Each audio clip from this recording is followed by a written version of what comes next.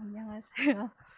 오늘 선교 보고를 하게 되었는데요. 오늘 선교 보고의 내용은 TCK Third Culture Kid라고 해서 이제 제3의 문화 속에 있는 아이들에 대해서 조금 네, 나누게 되겠습니다. 자, 다음으로 넘겨주세요. 다음 슬라이드요. 네, 우리가 제3의 문화에 처있는 이제 아이들을 이제 TCK라고 얘기할 때는 어떤 거냐면 제1의 문화는 그 아이들의 부모님의 문화를 얘기하게 되는 거고요. 제2의 문화는 이제 해외에 살고 있는 그 아이들이 처한 상황, 환경에 대한 문화. 그래서 그 두 문화가 합쳐져서 제3의 문화가 아이들이 받아들이는 문화는 일 문화도 아니고 이 문화도 아닌 제3의 문화를 받아들이는데요. 쉽게 이제 이해시켜 드리고자 이제 색깔을 준비했는데요. 1의 문화를 파란색, 2의 문화를 노란색으로 치면 두 개가 이제 합쳐져서 새로운 파란색도 노란색도 아닌 새로운 또 다른 초록색의 문화를 가지고 있어서 TCK들이 겪는 어려움을 이 자리에서 조금 나누고 그거를 이제 각자 개인 계시는 분들이 이제 제가 말씀드리는 이제 그들의 어려움을 말씀드릴 때 개인적으로 와닿는 부분을 기도 제목으로 이제 적어서 기도해 주시면 좋을 것 같아요. 그래서 첫 번째 문제로는 첫 번째 문제가 이거 TCK 세상 전체 이제 거의 70억 인구 중에 2019년 통계로 보면 2억 2천 명의 TCK들이 이제 세계에 있고요. 그리고 대한민국 TCK라 하면 부모님의 직업이나 아니면 다문화 가정 이렇게 여러 방면에서 TCK가 많이 자라나는데 저희가 오늘 중점을 둘 부분은 MK에 대해서 말씀드리고 또 대한민국의 선교사가 2020년 통계 자료인데요. 2만 2천여 명이 이제 파송 선교사로 파송되었고 근데 중요한 거는 MK 수도 선교사의 수랑 되게 근접해요. 근데 하지만 MK에 대한 인식이나 그 MK 에 특화된 사역은 선교사들에 대한 사역보다 조금 인식도 낮고 그런 데는 사역이 잘 없다는 게 조금 안타까운 현실인 것 같아요. 그래서 대한민국이라는 나라는 이 세계에서 단일민족으로서 다른 나라의 TCK보다 조금 더 어려움? 왜냐면 그 단일 민족 안에서 자기는 단일 민족이가 반대인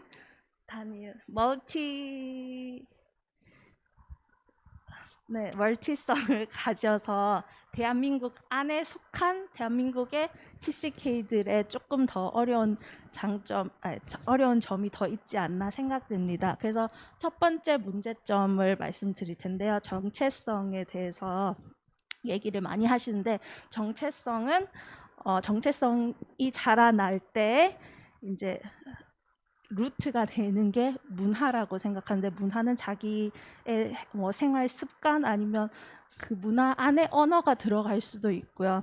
그래서 문화에 자기가 부모님에게 받았던 문화 그런 풍습 아니면 자기가 살고 있던 또 전혀 다른 문화를 접하였을 때 TCK나 MK들은 이렇게 혼란스러워하지만 어느 쪽에도 적응하지 못해서 100% 적응을 못해서 혼란스러워하지만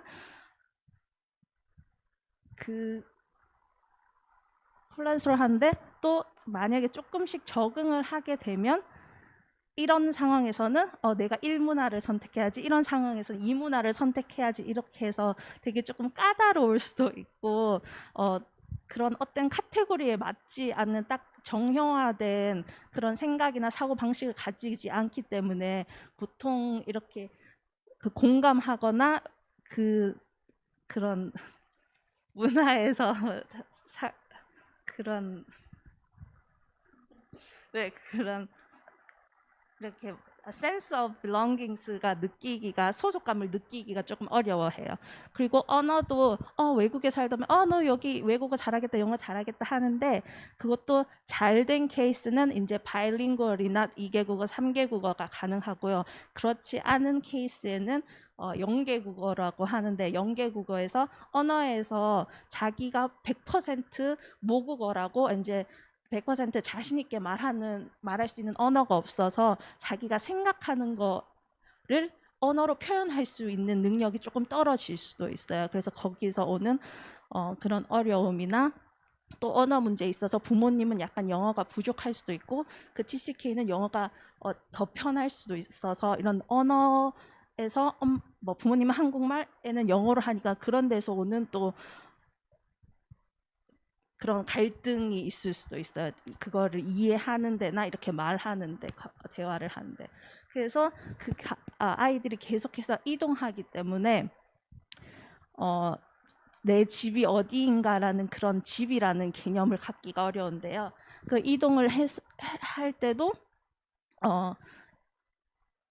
여기 살아도 언제 떠나야 될지 모르고 비자나 아니면 그 나라에 문제가 있으면 비자가 리젝트 되면 다시 한국으로 돌아와도 한국에는 집이 없고 그냥 뭐 친척 집이나 아니면 그 성교관 이렇게 해서 떠돌이 생활을 하기 때문에 집이 약간 안정감을 느끼기가 어려워서 그런 정체성의 확립을 시키는데도 자기가 어디에서도 소속하지 못한다는 그런 약간 두려움이 있어요. 그래서 그런 속에서 불안이랑 혼란이 많이 야기되고요. 다음 문제는요, 관계인데요. 그래서 아까도 조금 말씀드렸다시피 부모님이랑도 이제 언어적인 문제가 있어서 소통이 잘 안 될 수도 있고, 그리고 그런 문화 자체가 틀리기 때문에 더욱더 뭐 세대 차이를 넘어서 문화 차이 때문에 더욱더 그 관계가 안 좋아질 수도 있고, 그리고 특히 MK들은 처음에 자기가 약간 힘든 사역지에 가면 그런 환경이나 그런 거를 보고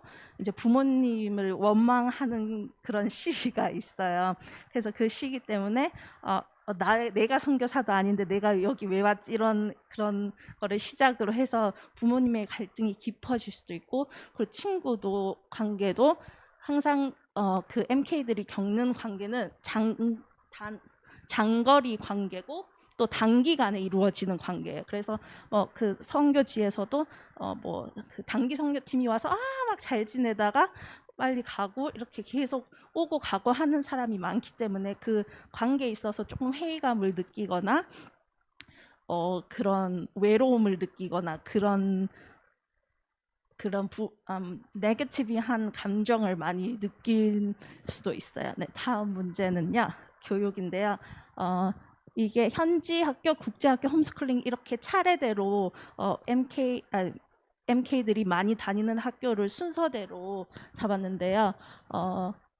국제학교는 보통 교육비가 비싸서 국제학교가 제일 좋은 그 옵션이겠지만 교육비로 인해서 많이 못 보내고 홈스쿨링이나 현지 학교로 가는데요. 그래서 홈스쿨링이랑 현지 학교에서의 또 문제는 한국이나 아니면 미국 대학교 갈 때 그 교육 과정이 인정이 잘 안 돼서 한국으로 학교를 오고 싶어도 인정이 안 되기 때문에 한국의 학교를 못 오는 경우도 많고, 그래서 MK들이 대학을 정할 때 되게 어려움을 겪는 경우가 많아요. 그리고 만약에 이제 영어로도 한국말은 뭐 드라마 보거나 부모님이랑 얘기해서 말은 잘하지만 이렇게 리포트나 이런 걸 학업을 할 수 있을 만큼 언어가 잘 안 되는 경우도 많아서 보통 미국 학교나 영어로 쓰는 학교를 많이 가는데, 그럴 때는 또 교육비에 문제가 있고, 그래서 대학교를 가기 전에 쉬거나 아르바이트를 하거나 이런 거에 대해서 이런 것 때문에 많은 어려움을 겪고요. 그리고 그런 현지 학교나 그런 좀 교육 시스템이 많이 열악하기 때문에 특히 아프리카 같은 경우는 그 학교를 보내려고 해도 좋은 학교가 없어서 아프리카가 대륙이니까 다른 나라에 있는 학교를 보내시고, 그래서 어렸을 때부터 그 MK랑 부모님이랑 떨어지는 경우가 많아요. 일찍은 초등학교 때부터 학교 다니려고 그렇게 떨어지는 경우가 많아서 아까 그런 부모님과의 관계, 네, 그래서 문제가 있는 경우도 있는데요. 그래서 이것이 이제 큰 세 문제점, MK들이 겪는 세 문제점인데요. 또 다음 넘겨주시면. 근데 이거를 또 하나님께서 주신 어, 정금과 같이 하기 위해서, 정금과 같이 만들어주기 위해서 하나님이 단련하시는 어, 우리의 미션이라고 생각하고, 또 하나님과의 관계가 잘 형성되고 한다면 TCK나 MK는 또 누구보다 세계 복음화를 위해서 더 준비된 자로 쓰임 받을 수 있는데요. 그들의 이런 적응력이나 사회나 언어적 능력으로 인해서 누구보다 더 도전적이고, 또 여러 나라에서 그런 문화를 이해하기 때문에 그런 통로나 그런 말씀을 전할 수 있는 기회나 통로들이 더 많고, 그런 영향력이 더 많이 뻗칠 수 있어서 TCK를 위해서 더 기도해 주시고, 또 TCK를 위한 사역이 좀 많아졌으면 하는 바람입니다. 네, 감사합니다.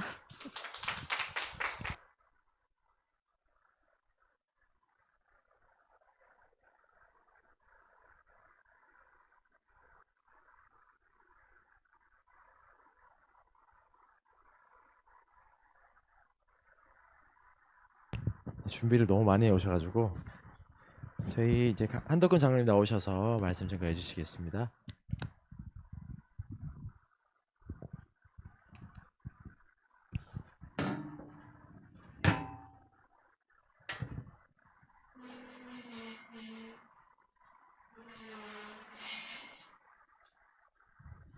성경 말씀 여호수아서 18장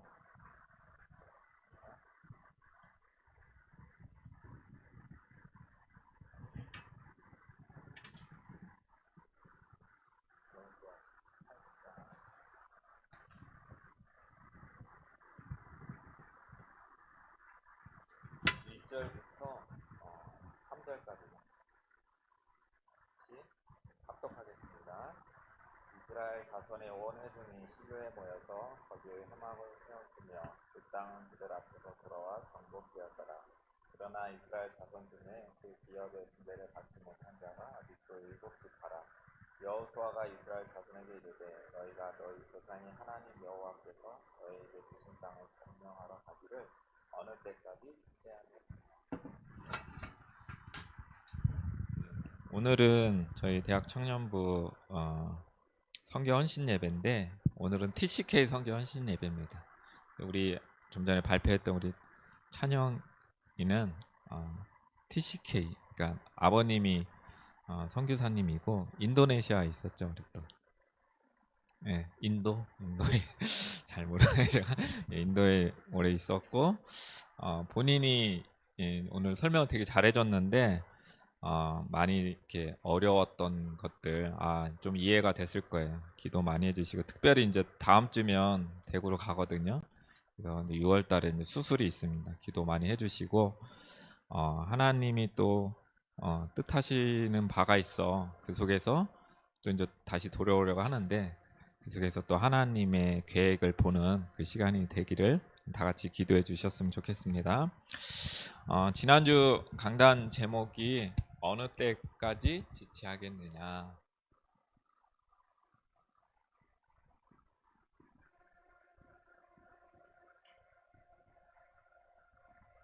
입니다.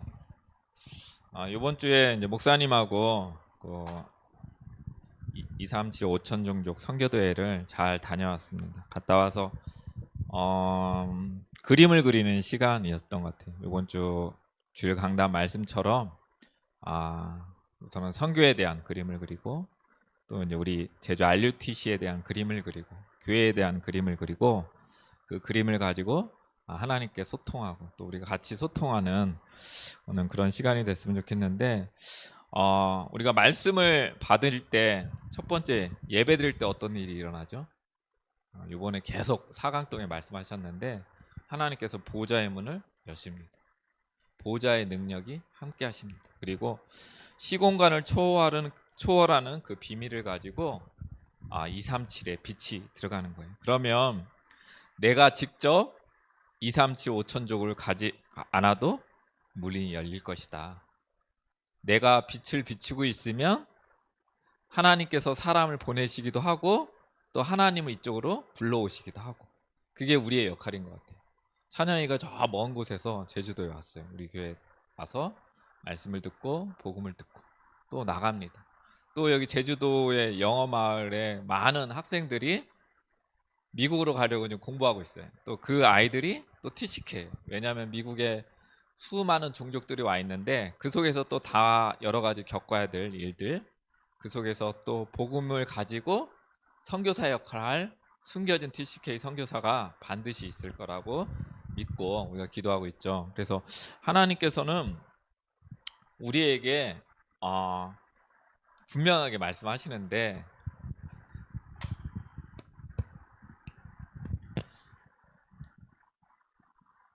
왜 세계보고마 237 5층 237은 그냥 상징적인 의미예요. 전 세계에 우리가 나라로 국가로 인정한, 지금은 좀 뭐 바뀔 수도 있는데 237개국의 나라 그걸 통틀어서 그냥 상징적으로 237, 그리고 그 안에 또 종족, 뭐 많게는 뭐 3만 종족, 적게는 뭐 2천 종족 이렇게 나누기도 합니다. 그러니까 이거는 상징적인 의미예요. 그러니까 나라가 아닌 종족, 5천 종족, 그러니까 전 세계를 뜻합니다. 그 안에 복음을 전달하고 증거하는 그 사명이 우리에게 있는데요. 하나님의 명령이기도 해요. 근데 이게 중요한 게 있어요. 이게 하나님의 명령이고 하나님이 나에게 주신 사명이기 때문에 내가 이걸 해야겠다, 그럼 잘못 깨달은 거예요. 우리가 아이들의 숙제 내면 어떡하죠? 그걸 정말 알고 정말 바르게 이걸 왜 해야 되는지 알고 숙제하는가 하면, 있는 사람이 있는가 하면, 그냥 선생님이 숙제 낸 거니까 억지로 그냥 해야 되는 의무감에서 그냥 한다. 그게 힘든 거예요. 그게 어려운 거예요. 나는 다른 거 하고 싶고 다른 게 더 좋은데 이 숙제를 해야 돼. 부모의 압박, 선생님의 어떤 지도 아래서 해야 돼. 힘든 거예요. 그래서 왜 우리가 세계보고마를 해야 되느냐, 진짜 이유, 그걸 깨달아야 됩니다. 왜 237 5충족을 향하여 우리가 기도하고 말씀 붙잡고 나가야 되냐, 그 언약이 진짜 이유를 알고 내 가슴 속에 딱 꽂혀야지만 그게 이해가 되고 그게 숙제가 돼서 하는 게 아니라 그냥 그곳으로 달려가는 거예요. 그래서 우리는 그걸 알아야 됩니다. 왜 복음을 전해야 될까요? 그 이유 첫 번째는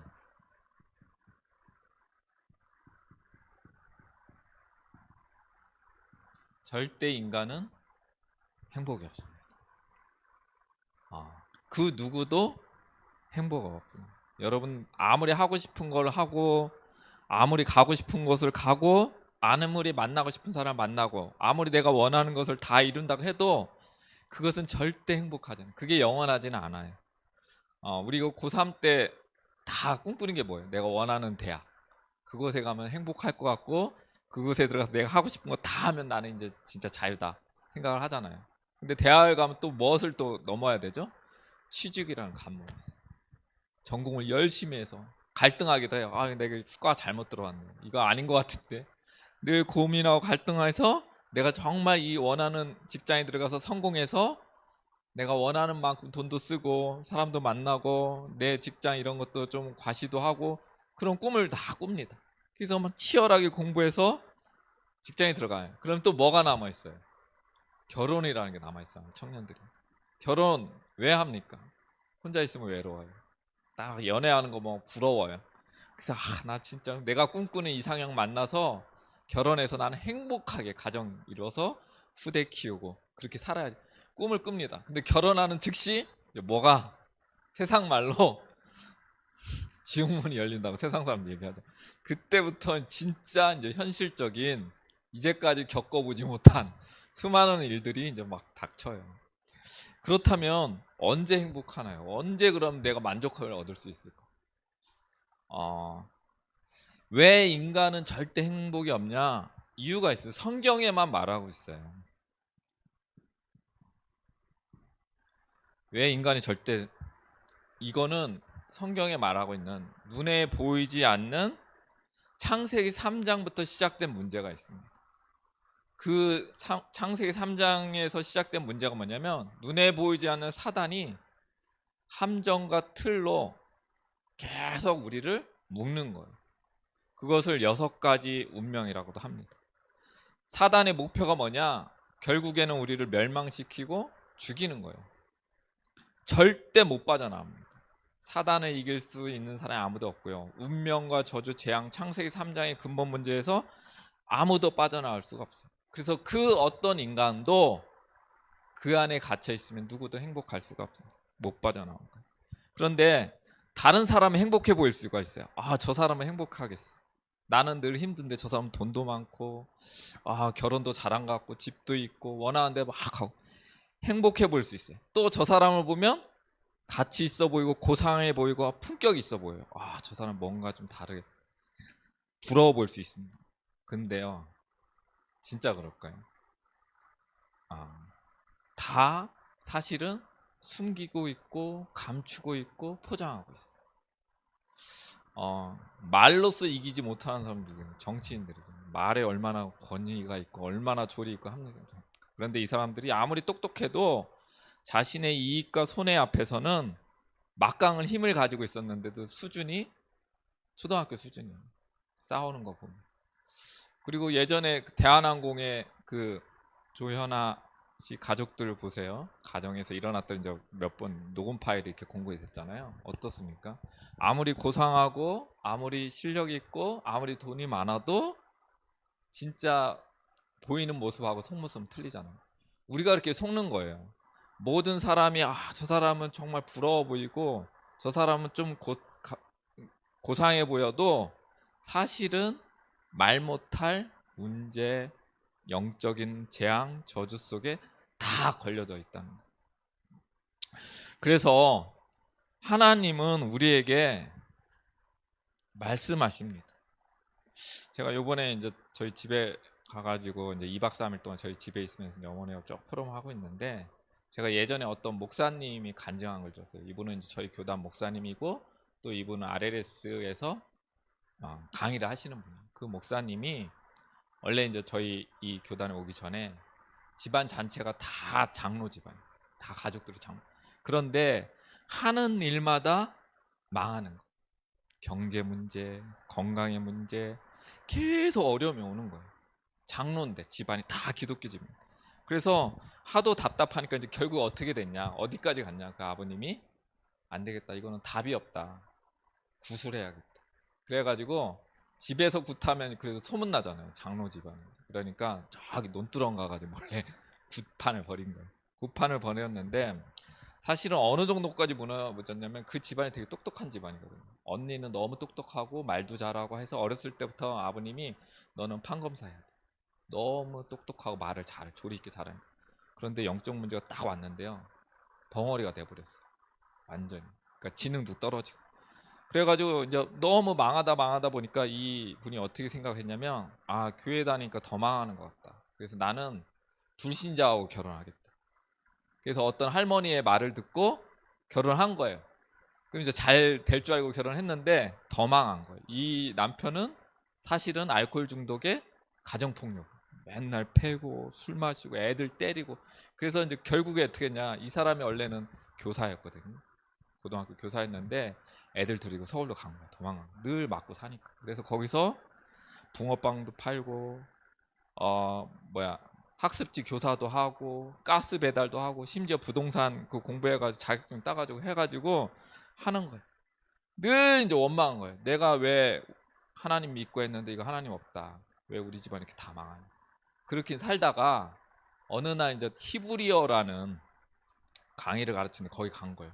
그러니까 히브리어는 우리하고 틀리게 그 성경의 의미가 수십 배에 농축돼 있거든. 그걸 공부하면서 뭘 발견했냐, 그분이 수십 년 동안 교회 다니고 예배드리고 기도하고 했는데 결론 낸 거였어요. 우리 집안은 복음만 놓치고 종교 생활했다.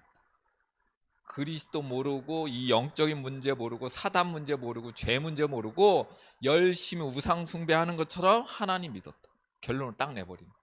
그래서 이분이 자기 언니가 15년 동안 벙어리 됐잖아. 쫓아가가지고 복음을 얘기하는 처음으로 복음을 얘기하고 계속 말씀을 증거했더니 이 15년 동안 벙어리 됐던 그 언니가 갑자기 말문이 팍 터진 거야. 그러면서 태산을 넘어 헝곡을 1절부터 5절까지 한 단어도 틀리지 않고 다 하는 거. 흑암이 떠나가는 거. 복음을 딱 들어. 그러면서 이분이 이제 3개월 동안 언니하고 계속 말씀하면서 치유를 하다가 이제 하나님께서 불러가신 거예요. 워낙 이게 사단이 딱 잡았어요. 근데 죽었을 때 딱 이제 돌아가시자마자 봤는데 사단이 얼마만큼 그 안에 집을 짓고 있었는데 엉덩이가 완전 엉덩이부터 썩어서 딱 들어가는데 사단이 거기 집을 짓고 있었다. 그만큼 이 인간을 이렇게 멸망시키고 있었구나. 그 목사님의 이제 간증을 제가 예전에 들었었고 그걸 이제 어머니께서 얘기하시더라고요. 왜 우리가 복음 아니면 멸망을 받습니까? 왜 그리스도 아니면 저주와 재앙 속에서 못 빠져나옵니까? 그 이유를 알아야 돼요. 그리스도 아니고 피언약 아니면 절대로 이 운명 저주 재앙에서 빠져나올 길이 없어요. 아무리 교회를 열심히 다녀도 영적인 문제, 영적인 사실을 모르면 사단을 이길 권세를 사용하지도 못하고 그 그리스도 이름의 권세가 무엇인지도 모릅니다. 죄의 권세에 묶여 있는데 빠져나갈 수 있는 방법을 모르는 거예요. 교회를 다녀도. 그래서 이걸 체험하고 내가 이걸 진짜 발견하고 여기서 빠져나왔다. 내가 이제까지 어둠의 권세가 있었는데 빛 대신 그리스도를 만났다. 그게 전도고 그게 세계복 선교예요. 제가 아까도 얘기했지만 어떤 사람이 너무 행복해요. 다 가졌어요. 그래서 이런 말 합니다. 나는 100년, 1000년 살고 싶다.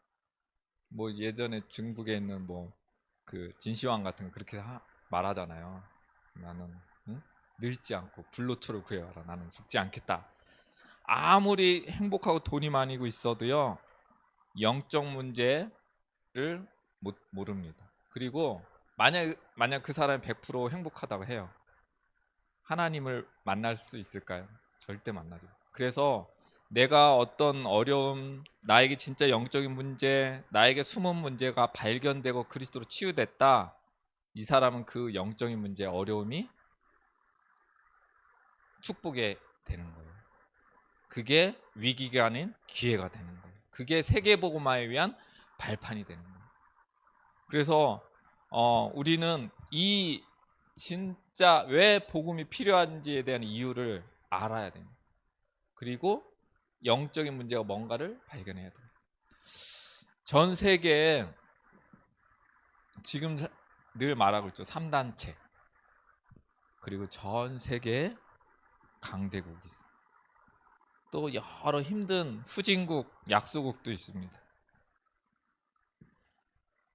근데 이 사람들 뭐 예를 들어 동남아시아, 아프리카, 중남미 또는 미국과 유럽 또는 3단체 이 사람들이 지금 뭐 하고 있는지 아세요?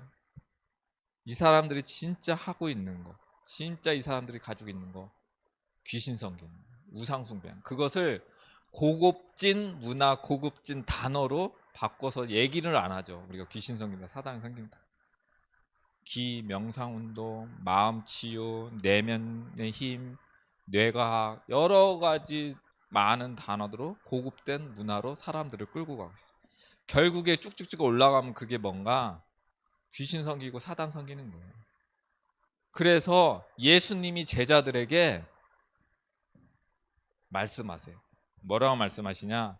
마가복음 3장 13절 15절에 예수님이 12 제자들을 부르시고 뭐라고 하셨나?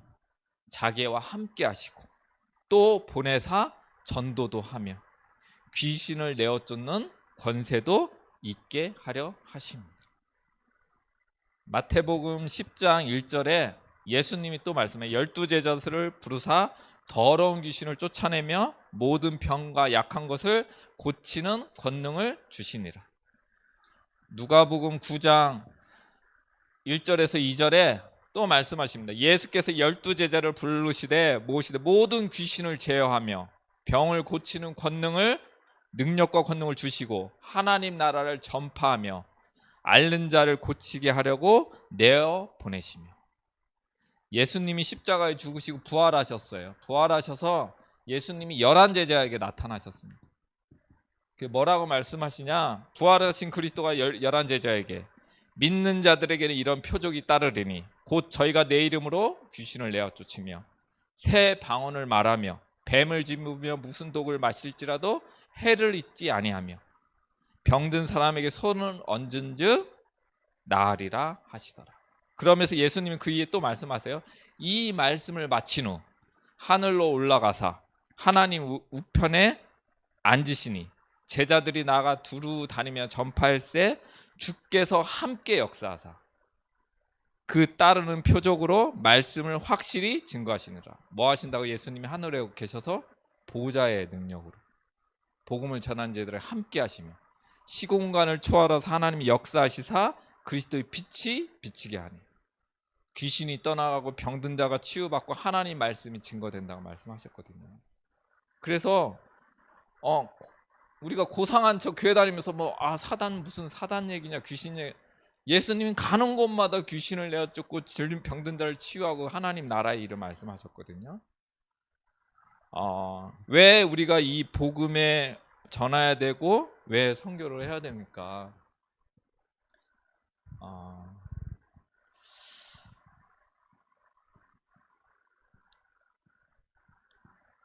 그러면 이제 우리가 어떻게 선교를 해야 될까? 질문을 던집니다. 어떻게 하는 것이 선교다? 여러분들 나가서 선교사가 돼서 다 나가세요. 복음 전하세요. 길거리 가서 노방전도 하시고 전도지 돌리세요. 그런 선교 아니고 하나님이 진짜 내가 지금 이 시간에 내가 있는 현장에서 어떻게 선교를 하냐.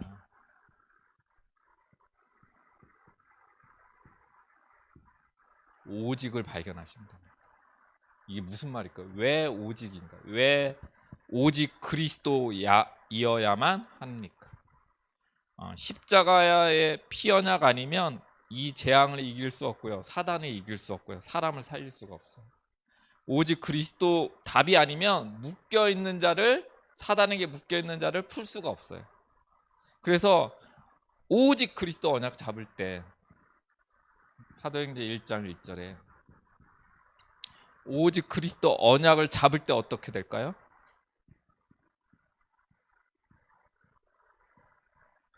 그리스도의 일이 일어납니다. 그리스도의 일이 뭘까요? 그리스도의 일이 사단의 일을 꺾는 게 그리스도의 일이에요. 참 왕.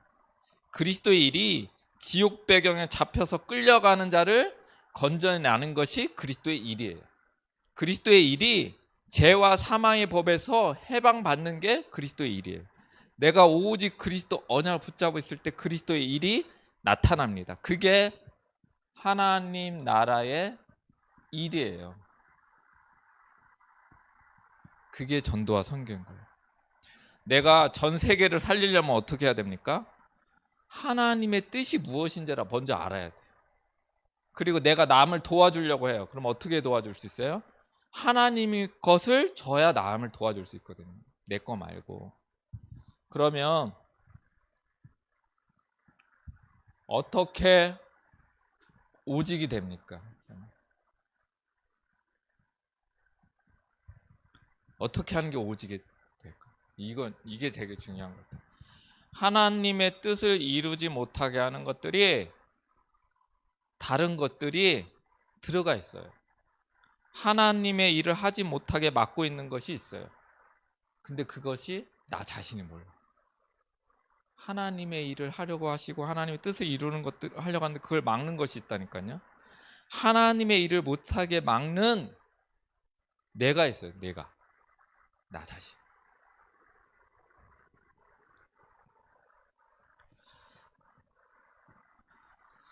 문제 사건 갈등 없는 사람이 없죠. 다 있습니다. 어떤 사람은 문제와 갈등이 오면 나오는 게 있어요. 원망이에요. 불평이에요. 짜증내요.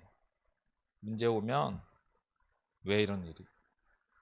누구 때문에? 또 두 번째 어떤 사람은 시기하고 질투합니다.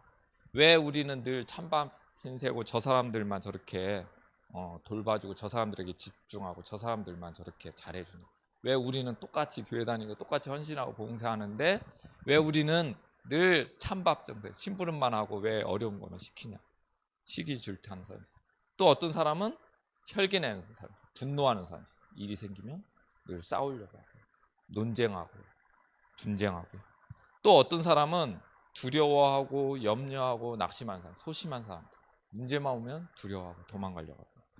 또 어떤 사람은 이런 사람이 머리 좋은 사람, 공부 많이 한 사람, 지식이 있는 사람은 늘 내가 맞다. 자기 주장을 해요. 맞죠. 합리적으로, 논리적으로 다 맞아요. 그러면서 결국에는 이 사람이 어떻게 가냐?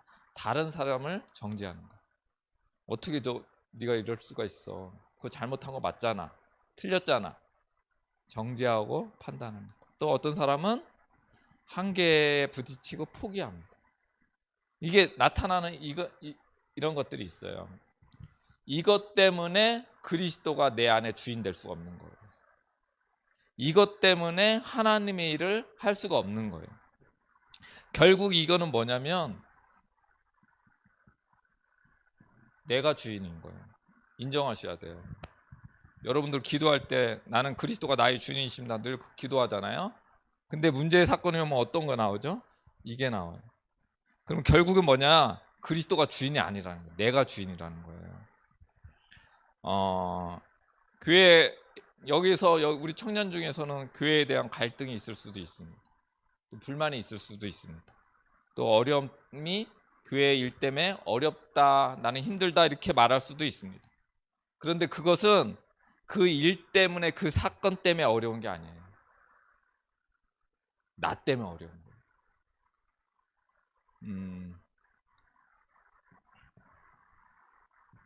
왜 그럴까요? 왜 나 때문에 어렵다고 할 거예요? 우리는요 다 상처가 있어요. 여기 있는 사람 다 어렸을 때 부모님의 가정에 대해서 어떤 사람과에 관해서 상처가 있습니다. 그리고 숨은 문제 있습니다. 영적인 문제 있습니다. 다 숨기고 있습니다. 또 자신도 모르게 내재해 있습니다. 나 자신이 내가 어떤 문제를 가지고 모르고 살 수도 있어요. 그런데 그런 문제, 가정으로부터 환경으로부터 사람으로부터 어떤 어려움이 어렸을 때 어떤 일 때문에 사건 때문에 겪은 트라우마 때문에 내 안에 내재적인 문제가 있는데 그게 또 어디서 왔을까요? 그게 부모님의 잘못이 아니고요. 가정의 문제가 아니고요. 그게 어디서부터 쭉 가다 보면 자세히 보세요. 그게 창세기 3장에서 시작된 문제. 하나님 떠나서 죄로 인해 사단이 심겨놓은 그 문제에서 시작된 문제예요. 그러면 내가 부모님한테 상처받았어요. 아까 우리 찬영이가 얘기했지만 여러 가지 갈등이 있죠. 외국에 살다 보면 TCK다 보면 여러 가지 문제, 환경, 지리적 여건, 어떤 언어적인 문제, 사회적 관계 문제 많은 것들이 있었어요. 그래서 TCK는 더 상처가 많고 어려움이 있을 수도 있어요. 정체성도 어려울 수 있어요. 그런데 이런 것들이 내 안에 상처, 사람부터 상처, 부모한테 상처, 그리고 어떤 내 이익손해에 대해서 예민하고 그거에서 막 내 거 찾는 사람, 이런 잘못된 각인 뿌리 체질들이 숨겨져 있다가 포장되어 있다가 감춰져 있다가 어려움이 오거나 갈등이 오거나 문제 올 때 그때 탁 터지는 거예요. 그때 나오는 거예요. 그러면 어떻게 됩니까? 교회 열심히 다녀요. 헌신해요. 봉사해요. 그러다 갈등이 오면 어떻게 돼요? 교회 떠나는 거예요. 사람 때문에, 저 일 때문에. 근데 사실은 나 때문입니다. 내 상처 때문입니다. 내 안에 숨어있는 문제 때문에 떠난 건데 저 교회에 가서 내가 이런 상처 당했어. 저 사람 때문에 이런 문제가 왔어. 내가 이렇게 손해봤어. 그러고 상처받고 싸우고 낙심하고 떠나는 거예요. 누구의 짓입니까 그게? 사단이죠. 귀신이 끊임없이 고발한다고 했어요. 여러분들 속에 저 사람이 저런 문제 있지 않냐, 교회 다니는데 저 사람 잘못한 거 아니냐, 어떻게 장로인데 저럴 수가 있냐, 끊임없이 귀신이 고발해요. 내가 끊임없이 정죄를 하는 거죠. 그리고 불신앙합니다. 하나님 말씀, 그리스도 말씀이 안 믿어지잖아요. 그러면 예배 와도 전혀 힘 안 나요. 교회 와도 영적인 힘 전혀 안 나요. 그냥 왔다 갔다 하는 거예요. 말씀 들었다 가는 거예요. 힘이 안 나는데 안 믿어지는데, 말씀이 내 것이 아닌데. 그러니까 예배 와서 힘없고 쫙 나가야 되는데 그냥 와서 똑같이 힘 빠져서 가는 거니까요. 그냥 학원 다니시 왔다 갔다. 그리고 또 어떡합니까? 믿어요. 믿음이 있어요. 근데 그게 어떻게 믿느냐? 믿어지는 건 믿고 안 믿어지는 건 안 믿어. 아, 이건 내 수준에서 이거 믿을 만해. 그럼 아멘 아멘 해요. 근데 저것은 나하고는 전혀 안 믿어. 저거는 안 돼. 저건 아닌 것 같아. 그게 내 수준이고 내 기준이에요. 내 수준에서 갖는 믿음. 그게 진짜 믿음 아니잖아요. 그래서 지금 내가 틀린 길에 있구나. 내가 지금 마귀 사탄이 심겨놓은 함정 속에 내가 있구나. 내가 영적으로 지금 병들어 있구나. 이거 발견하는 것이 전도와 선교의 첫 오직 발견하는 길입니다. 내가 이걸 발견했어요. 내가 진짜 사단에게 속고 있는 문제들이 이렇게 있구나. 나에게 상처가 이렇게 있구나. 나의 영적인 문제가 이렇게 있구나. 발견했어요. 그것에 빛을 비추는 게 전도입니다. 그게 자기 캠프예요. 무엇으로 그러면 빛을 비춥니까? 하나님 말씀하셨잖아요. 창세기 3장 15절 여자의 우선이. 지금 너 거짓말하는 너 요한복음 8장 44절 네가 마귀구나. 네가 사탄이구나. 내 안에 상처를 주고 내 자존감을 상하게 하고 내 자존심 때문에 지금 내 문제에 자꾸 이렇게 걸고 넘어들면 너는 저 사람이 아니고 저 사건이 아니고 네가 요한복음 8장 44절 사탄이구나. 그러면서 요한복음 19장 30절 그리스도가 십자가에서 사단 네 머리 박살냈어. 갈라디아서 2장 20절 그리스도가 십자가에 나와 함께 나는 못 박고 죽고 내 안에 그리스도가 주인 되셨다. 그걸 선포하는 겁니다. 내 안에 그리스도가 주인 되게 하시는 거예요. 이때 내 불신앙이 무너지면 어떻게 될까요? 그때 힘이 확 나는 거예요. 지금 여러분들이 교회 왔는데 힘 없다, 힘 빠졌다, 다 불신앙이에요. 그래서 마태복음 12장 43절에서 45절에 이런 말씀이 있습니다. 귀신이 떠나갔어요. 떠나갔는데 돌아와 보니까 주인이 없어요. 깨끗해졌어요. 그러니까 어떻게 해요? 7 귀신이 더 데리고 들어왔어요. 이게 무슨 말입니까? 주인이 없어요. 내 안에 내가 주인 되면 영적으로 더 힘들어져요. 더 악한 영적인 것들이 나를 속입니다. 그리스도가 나의 주인 되게 하는 게 신앙생활이에요.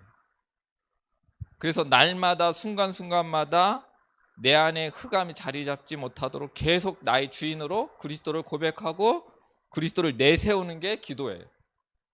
내 안에 흑암이 무너지고 빛이 임하는 게 하나님의 뜻이에요. 그게 하나님 나라가 내 안에 임하는 것이에요. 그래서 예수 그리스도가 십자가에서 이 죄 사단인 것을 완전히 꺾으셨다. 그게 새 언약이고 새 방언입니다. 너 마귀 사탄아, 여자의 우선 대신 그리스도가 십자가에서 너 권세 완전히 깨졌어. 너를 이기고 승리하신 그리스도가 내 안에 주인으로 계신다. 선포하고 고백하는 게 기도입니다. 그러면 어떻게 될까요? 내 안에 성령께서 역사하세요. 계속. 내 안에 그리스도의 일이 계속 진행되면 그때 성령께서 역사하세요. 그때 내 안에 치유가 일어나는 거예요. 내 상처, 내 분노, 내 두려움, 내 시기 질투, 내 한계, 낙심, 포기한 거 치유가 되는 거예요. 그러면서 결국 뭐가 되냐? 십자가에서 다 끝냈구나, 맞구나. 그리스도가 십자가에서 완전히 해결하신 거 맞구나. 그래서 십자가의 도가 하나님의 능력이구나. 고린도전서 1장 18절. 이게 엄청난 거구나. 십자가의 도가 그냥 말이 아닌, 그냥 상징적이 아닌 거 아닌, 진짜 예수 그리스도 십자가에서 다 끝내시고 다 이루신 게 맞구나. 이걸 이제 실제 체험하는 거예요. 저는 복음 듣고 10년 만에 이거 조금 알았거든요. 이해는 했는데, 복음 듣고 이해하고 그리스도 맞아 했는데 10년 정도 머리가 나빠서 10년 뒤에 조금 맛봤어. 이게 영적인 사실이고 다 걸려 있구나. 다 숨기고 있구나. 다 포장하고 있구나. 그래서 그리스도만 답이구나. 그리스도만 이 사람을 살릴 수 있구나. 그리스도만 이 사람을 내가 이해하고 초월하고 수용하고 살릴 수 있는 힘이 되구나. 그걸 깨달은 거예요. 그래서 이 보좌 힘, 이 시공간을 초월하는 힘 비밀을 알고 있어야지만 237을 살릴 수 있는 겁니다.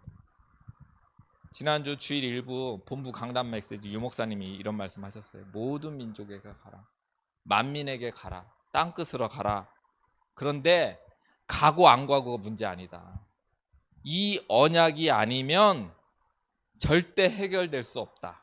그 말씀하셨거든요. 그래서 외국에서 저희 교단으로 훈련 받으러 많은 사람들이 와요. 오는데 그 훈련 받은 많은 사람들이 떠난 사람도 많아요. 왜 떠났냐? 이 사람들이 와서 프로그램만 하고 훈련만 받고 간 거예요. 프로그램 참여하고 훈련 받고 갔어요. 그런데 뭐가 안 되냐? 이곳에 와서 내 안에 근본 문제 해결해야 하는데 해결하지 않고 그게 드러난 거예요. 야, 이거 이 교단, 이 교회 나랑 안 맞네. 여기 나하고는 안 맞아. 가는 거예요, 그냥. 뭐만 못 발견하고 내 속에 있는 숨어있는 근본 문제 해결하지 않고 드러나니까. 그래서 나의 숨겨진 영적 문제 해결하라고 유월절을 체험하라는 것이다. 그게 지난주 본부 강단 일부 메시지의 핵심입니다. 이때부터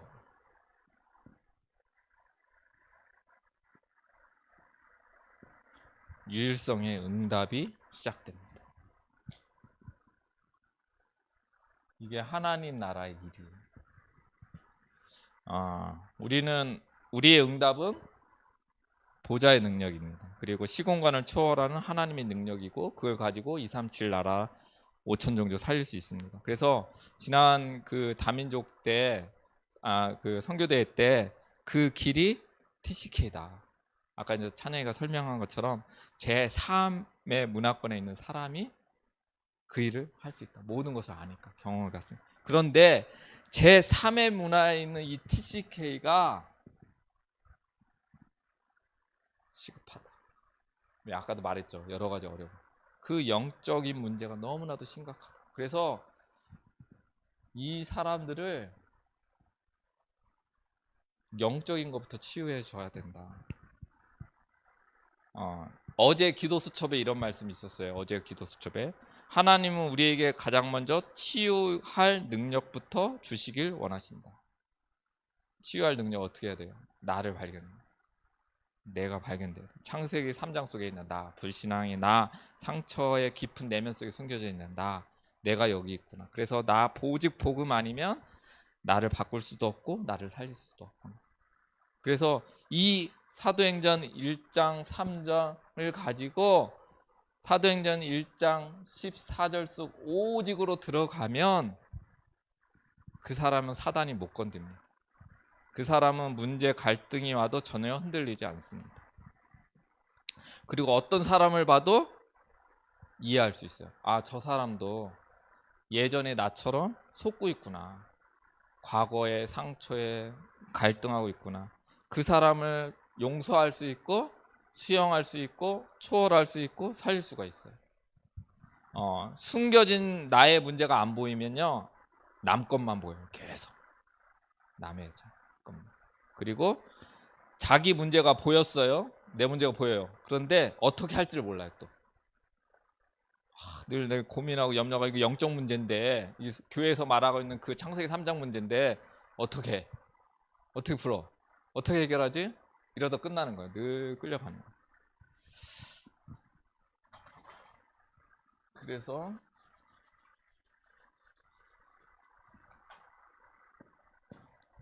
우리가 지금 여호수아를 계속 듣잖아요. 가나안 땅 가야 됩니다. 가나안 땅은 어떻게 가냐? 이 유월절을 체험하면, 이 그리스도를 체험하면 그때부터 재창조에 도전할 수 있습니다. 성령의 역사를 맛보고 나타나면 재창조의 능력이 나옵니다. 그것으로 0%로 들어갈 수 있는 능력이 나옵니다. 우리에게 하나님께서 이 가운데 후대의 썸밋이 나올 거고요. 복음 가진 제자들이 이때부터 일어나는 거예요. 진짜 그리스도 체험하고, 그리고 나의 업에, 나의 가정과 가문에, 나의 현장을 통하여 성령께서 역사하시는 것을 보게 되는 겁니다.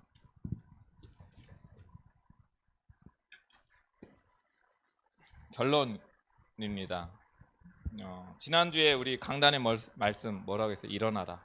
이미 다 이루었다. 다 끝냈다. 그런 말씀하셨어요. 제가 이제 이번 선교대회 갔다 와서 본 게 TCK를 찾아라 길이다 그 말 하는데 여기 영어 마을에 와 있는 아이들이 TCK 현장에 나갈 아이들이거든요.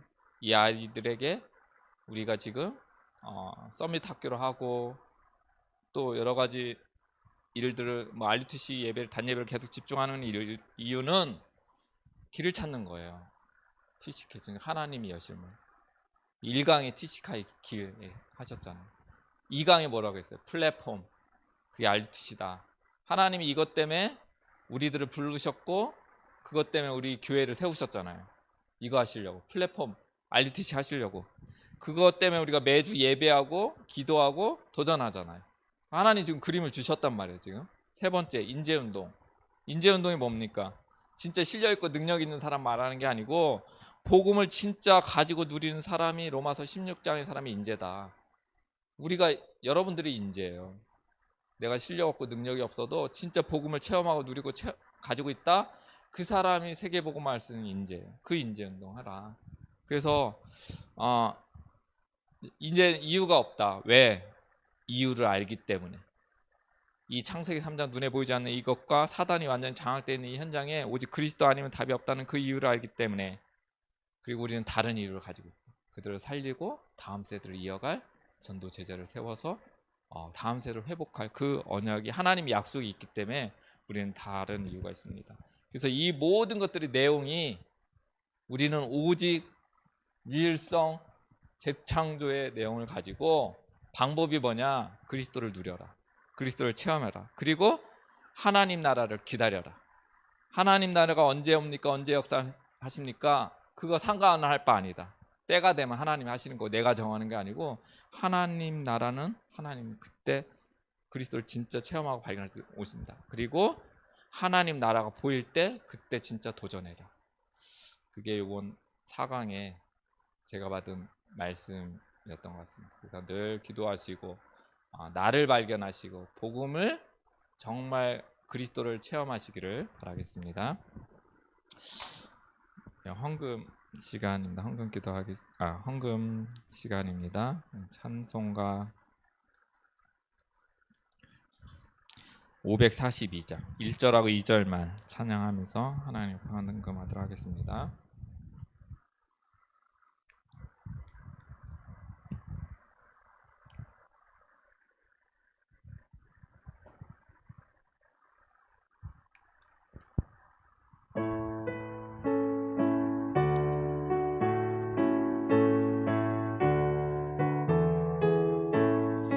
구주 예수 의지함이 심히 기쁜 일일세 영생 허락 받았으니 아주 의심 없도다. 예수 믿는 것은 받은 증거 많도다. 예수 귀한 예수 믿음 더욱 주소서. 구주 예수 의지함이 심히 기쁜 일일세 주를 믿는 나의 마음 그의 피에 적시네. 예수 믿는 것은 받은 증거 많도다. 예수 귀한 예수 믿음 더욱 주소서.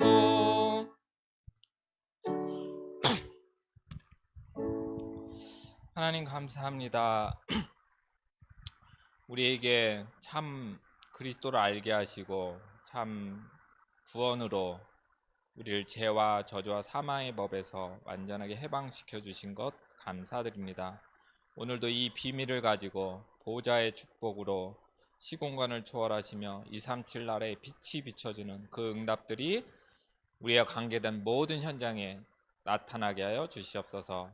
우리 청년들에게 하나님 이 그리스도를 사실적으로 발견하고 나의 것으로 붙잡는 귀한 시간들이 되게 하여 주옵소서. 하나님 우리에게 세계복음화에 또 237 5천 종족의 살릴 또 귀한 제자로 불러주심을 감사합니다. 마음껏 이들을 하나님 사용하여 주시고 마음껏 축복하여 주시고 이들의 만남과 경제와 이들의 모든 일과 현장에 하나님의 빛이 그리스도의 빛이 빛의 경제가 임하게 하여 주옵소서. 감사드리며 주 예수 그리스도 이름으로 기도함나이다. 아멘.